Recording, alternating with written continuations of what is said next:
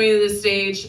She is new here. She's been here for about a year, moved here from New York. She's amazing. She's one of my favorite comedians here in town. And I think you're really going to love her. So please give it up for Donna Moran. Yeah! Okay. Hi, how are you? Good. I know, you already smile at my accent, right? I hate my accent. I hate the New York accent. But that's where I'm from. Anyway, I know before you even start this show, I have to say that I know what you're all thinking. She wants to talk to the manager. No, I'm not a Karen. I'm not a Karen, but I do suffer from a medical condition called RBF, resting Brooklyn face. Because everybody in Brooklyn looks like this. They all look like they're pissed off all the time, right? It's like here in Oregon, you guys are so freaking nice. I can't take it.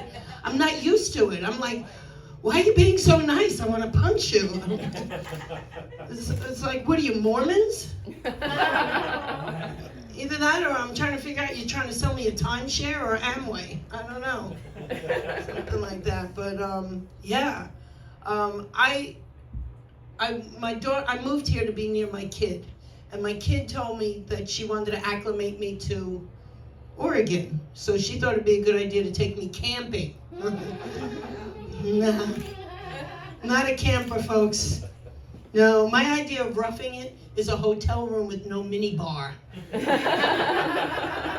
about as deep as I go. Yeah, it's like, but so she takes me camping and she's a millennial. So she breaks out a French press and a Belgian waffle maker. Camping? Okay, maybe this idea isn't such a bad idea, right? So night falls, and it is pitch black. You can't see anything. In New York, we have light pollution. You can see 24/7 in New York. Here, you can't see anything. I'm freaking out. All I hear are wild animals in the distance, elk and deer and coyotes, and I'm like flipping out. The closest I've gotten to wildlife in New York is a ride on the New York subway. Pizza Rat, have you ever seen the Pizza Rat? Oh yeah. Yeah, that's New York for you. But so all of a sudden out of nowhere, I'm flipping out. I can't take it anymore. And out of the nowhere steps this creepy guy. I finally felt at home. I was like, whew, yeah. So I stabbed him. I mean, I've only seen, what the hell was I gonna say? Wow, I just had a blank moment. This happens when you reach 60. You get these blank fucking moments. But anyway, so it turns out he was the Amazon delivery guy bringing firewood. Said, oops, sorry about that. Yeah. But you like my jacket, by the way? Yeah. I thought I'd get dressed up for you tonight. I love this jacket. I bought it today at Nordstrom's Rack at the River Center or wherever the hell that is. I paid $439 for this jacket. It's hand painted in Italy. You look at me like, oh, really? Hey, listen, I'm worth it. That's right. Of course, I'm taking it back tomorrow. The world of comedy doesn't pay enough. But, yeah, your fashion statement here is, I don't know, it's like, okay, I give up. In New York, people walk around New York and they dress to impress. They're dressed, their outfit says, I'm the boss, I'm in charge. You know what your outfit says here? I could start a fire with these 2 sticks. Flannel. You guys love your flannel, right? Seriously, I've never seen so much flannel in all my life. Flannel and Crocs. Anybody here wearing Crocs? Birkenstocks. Yeah, there you go. Birkenstocks. No, but everybody I see wears Crocs. Crocs and flannel. Doesn't that sound like a terrible band from the 80s? Crocs and flannel, opening for Hall & Oates. Yeah. Then I went to the hospital to visit a friend, and the entire staff was wearing flannel scrubs. And then I overheard a doctor in the corner saying, I could start his heart with these 2 sticks.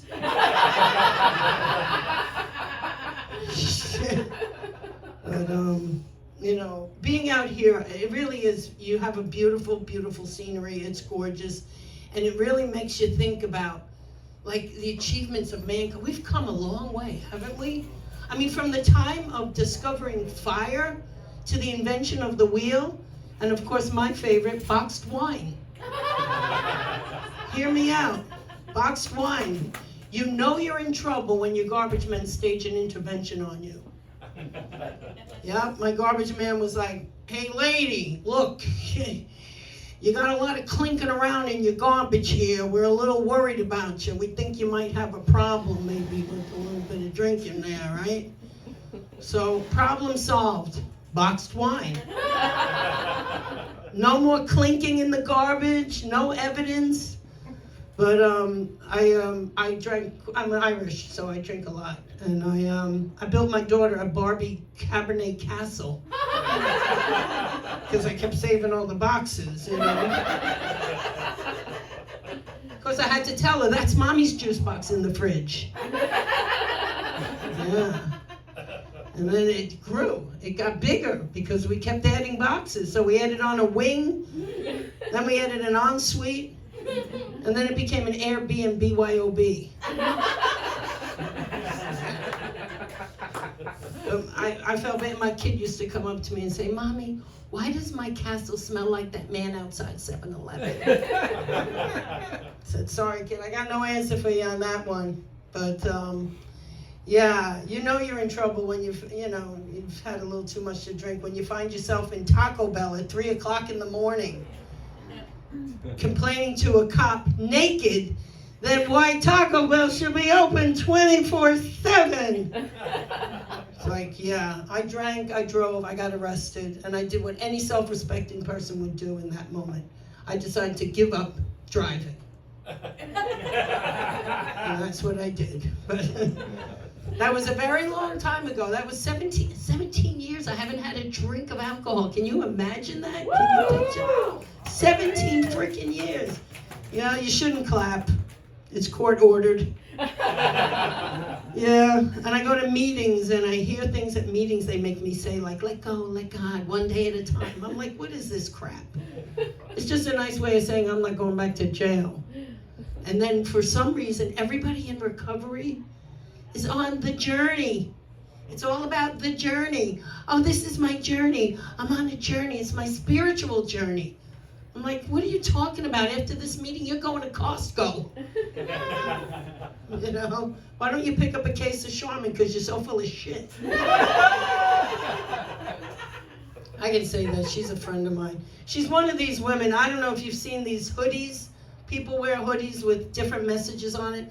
Well, she always wears one that says spiritual gangster. I'm like, spiritual gangster? What does that mean? What are you going to do? A drive-by saging? Right? Leave the gun, take the crystals. I love that joke. That's my favorite freaking Godfather reference joke that I have. But, yeah. And then I have a friend, because when you get sober, everybody thinks that you have the answer. And it's like, we don't. We just don't.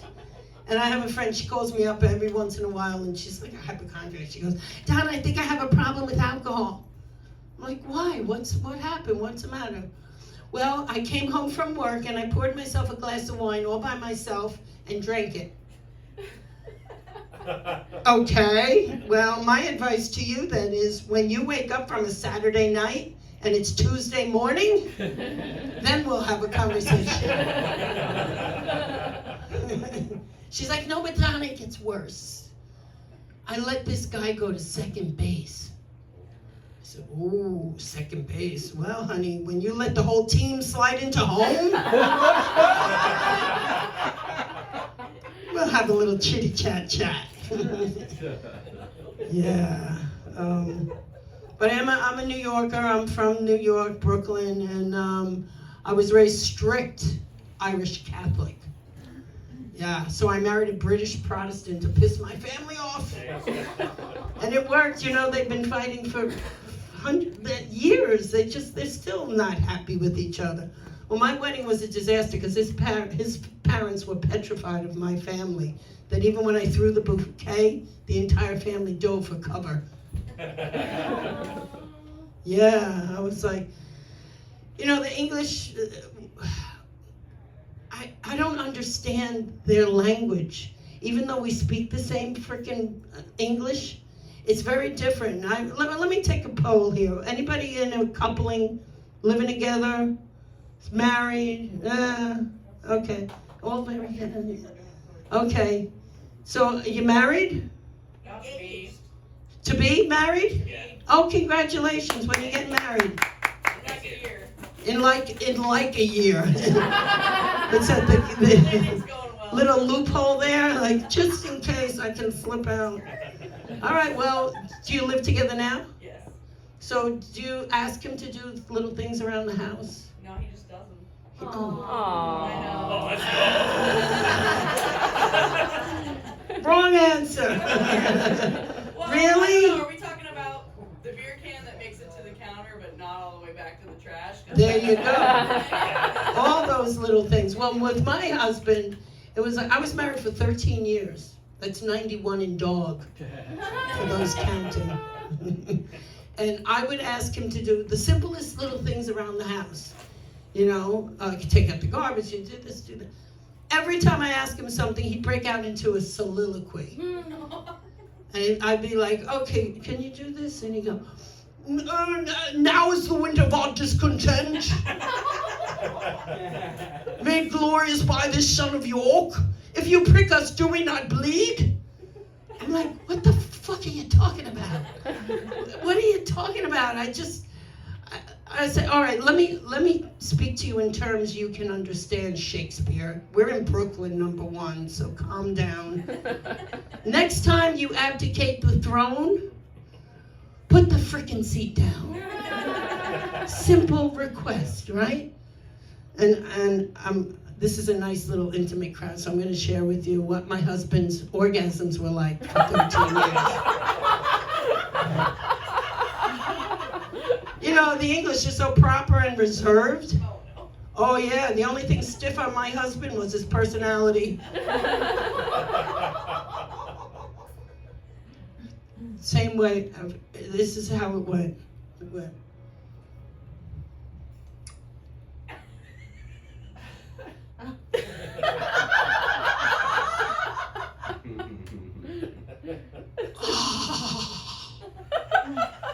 I'm like, what the hell's going on here?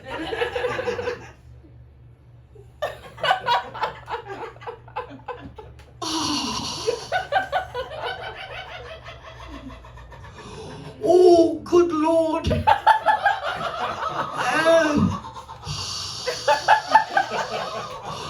God save the Queen. I'm arriving. I'm like, come on, pal. Hurry up and arrive already. I got things to do. Gotta get to Target. You know what? I mean, literally, to get a rise out of this guy, sexually, I used to hang 2 lanterns behind the bedpost and run around the room naked screaming, the British are coming, the British are coming. I never saw a guy finish so fast. Well, after all, he was a Minuteman. Come on, you'll get that one on the way home. Didn't you study social studies in school? A Minuteman, yeah. And you know, I mean, for speaking the same language, we have different words for different things. Like, do you know what a cigarette is in England? Yeah. It's a fag. Oh, yeah. So one time in an early part of my relationship with my husband, we're there, we just finished making love, right? As best as he could. And he turns to me and he says, we just finished. He goes, well done, dear. Well done, dear? I said, what did I just take my SATs? Well done, dear. He said, that was quite a delightful time, extraordinary experience. Well, what I wouldn't give for a fag. Okay, so I hesitated for a minute, and then I handed him a Marlboro. Turned to me and he goes, "Oh no, love, I don't smoke." That's why we didn't last very long. Yeah. And gift giving? How is he at gift giving? Oh no, you're really good. He's really good. Oh, of course, you're perfect. What's your name? Emily. Emily and Kenny. Jenny? Kenny. Oh, Kenny. I thought you said Jenny. You can be Jenny, Kenny. All right. You call me whatever you want. Just don't call me late for dinner, right? Oh, God. Slap that deep. So, yeah, what was I going to ask you about? Gift giving. And he gives great gifts. Yeah. Yeah, okay, great. You know, my husband used to give me the practical gift. Oh no. The hair dryer, the toaster, the microwave oven. I like his last birthday before we split, I bought him luggage. I said, "Cheerio, old pal." Ay, ay, ay. Yeah, so I got to take a look at my notes. I'm sorry. Because I like you guys. I want to do something different. Let's see. What do we got here? Oh, yeah. All right. That's probably why I didn't want to look at the card. I was just diagnosed as bipolar. Oh. True. I didn't know if I should laugh or cry. So I did both. Then I called my mom back in New York. I said, "Mom, I got to tell you something. I've been diagnosed as bipolar." She goes, "Bipolar?" She got quiet for a really long time, and then she finally said, "Oh, I see. You like girls, too." Mom's not the sharpest tool in the shed. Yeah, I used to live with her back in New York, and now she's in assisted living, which is perfect, where she should be. That just sounded terrible. I didn't mean it like that. But I lived with her, and she was a hypochondriac. And we would watch TV at night, and at dinner time, we'd be watching all different... Every commercial that came on that was a medical commercial, she swore she had those symptoms. Everything. I finally couldn't take it anymore. I said, "Mom, you cannot have erectile dysfunction."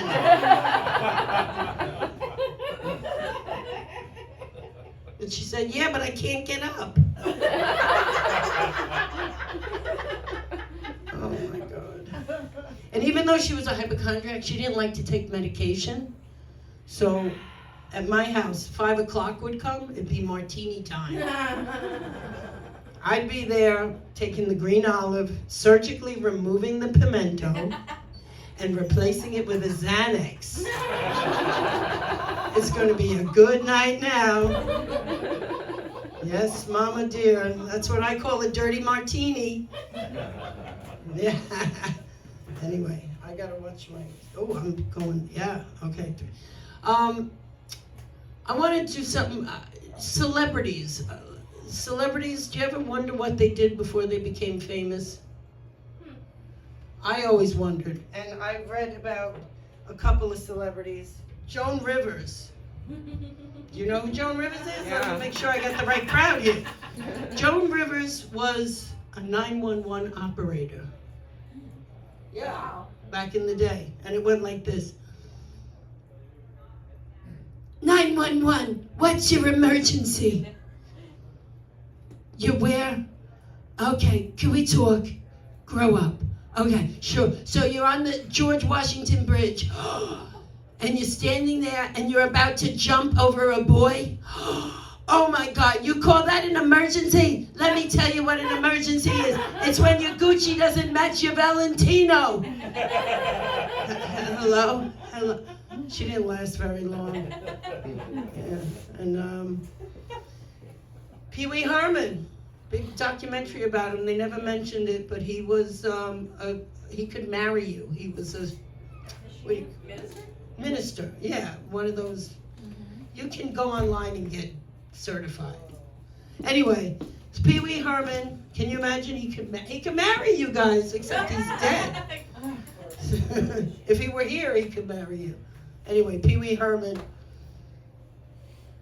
Dearly beloved, our Father, who art in heaven, hallowed be thy name. Thy kingdom come. Come. That's okay, I work alone. I know you are, but what am I? Pee Wee Herman. Anyway. Oh, thank you. Let me throw this one in. I'm just gonna try this again. I was told to take this one out, but I'm putting it in. Gilbert Gottfried. Gilbert Gottfried fans? Yeah. He used to read audiobooks, romance novels. You know who he is? You don't know who he is? Okay, well, then, fuck it. What am I gonna say? All right, Gilbert Gottfried reading audiobooks. So, he walks into the room. She's silhouetted by the moonlight. Her breasts are seething. Oh my God, her breasts are seething. I can't take it anymore. Affleck! Affleck! Now you know who he is, right? And my favorite is Fran Drescher, the nanny. You know, she's the president of SAG, Screen Actors Guild. Very impressed, yeah. But she used to be a meditation coach. Can you picture her as a meditation coach? Went like this. Namaste, everybody. Okay, I want you all to come in a circle, and I want you to close your eyes. I want you to picture yourself on the waterfront, watching as the waves roll in and out. In and out. Okay, everybody breathe in with me now. Breathe out. Fran Drescher. Okay. And I'll just leave you with one thought. There is a doctor in Germany in 1957 who was credited with finding and discovering where the woman's erogenous zone was. So he was able to name it. And his name was Ernest Grafenberg, hence the G-spot, right? Everybody in the world thought, this guy's a genius. Oh my God, he figured it out, blah, blah, blah, blah. That guy was not a genius. He's just the first guy to ask for direction. Anyway, you guys have been great. My name is Donna Moran. Thank you.